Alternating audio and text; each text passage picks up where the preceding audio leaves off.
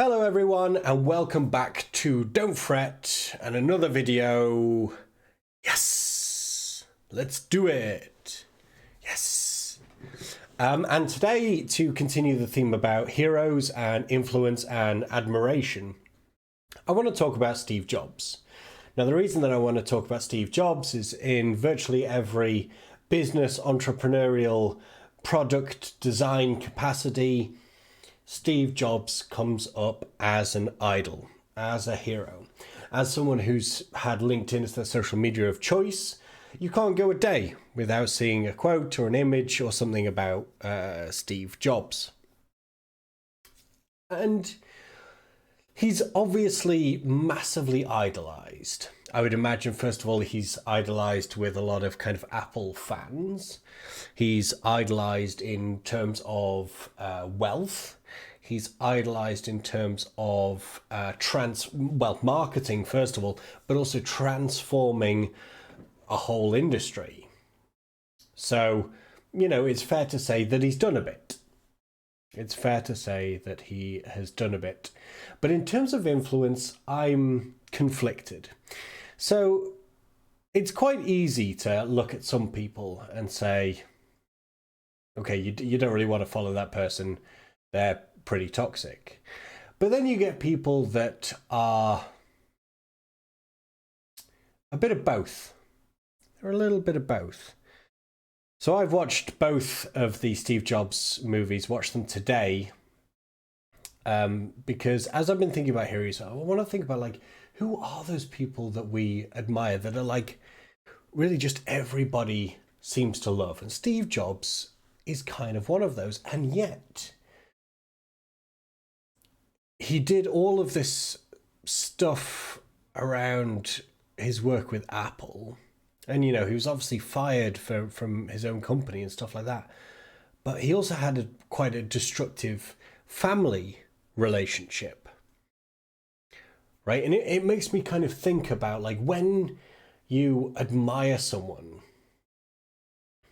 if you do it unconsciously, you're going to follow in their footsteps in terms of their behavior, the way they operate, their value system, and things like that. And if you continue to do that unconsciously, then you actually take on the negative traits of that individual as well, especially when you can admire them so much. And Steve Jobs has those two different lives. It's also a really good example of imbalance when you're incredible at one area of your life and diabolical at another area of your life. So you've invested so much into this one at the sacrifice of another area.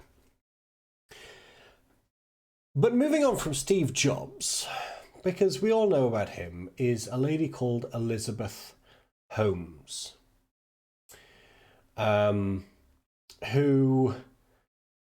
I believe her company was called Theranos. And it was a blood testing organization with claims that they had revolutionized blood testing. And she was obsessed with Apple. She was obsessed with Steve Jobs and wanted to follow in his footsteps.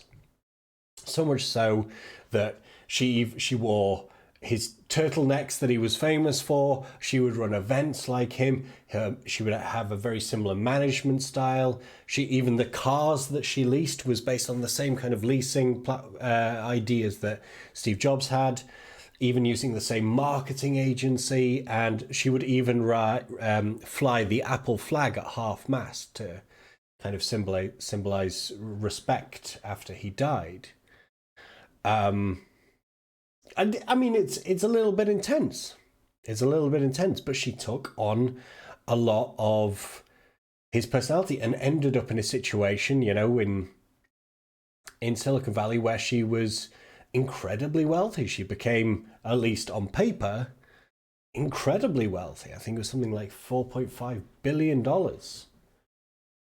But she maybe followed Steve Jobs a little too closely and became so obsessed with having him as her hero that she missed a lot of things, including actually having a viable product that was legal and things like that. So she would end up losing the entire organization and have criminal charges set against her.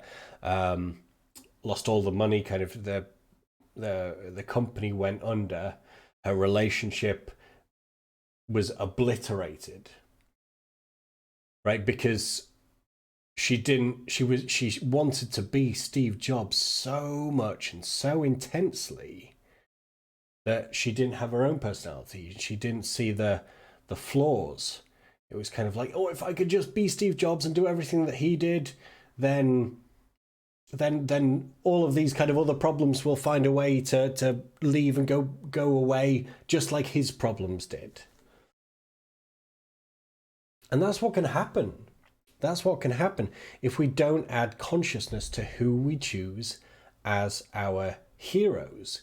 Because if she'd have chosen Steve Jobs as her hero, which is a perfectly legitimate thing to do because he's done some amazing things, she could take on the positive values of Steve Jobs about his brilliant marketing mind